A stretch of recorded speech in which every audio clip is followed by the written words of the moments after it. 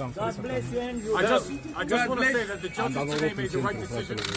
I respect what they've done for me, and they will be vindicated in their decision because I'm an innocent man and I can't wait to prove it. You're the best. We love you. We love you. Andrew! We love you. Neuralink is fucking working, guys. Elisu te iubește. În continuu am așteptat și ne-am rugat pe plăcere. Oprește muzica aia. Oprește o muzică. Și chiar ne simțim, oprește muzica, mă.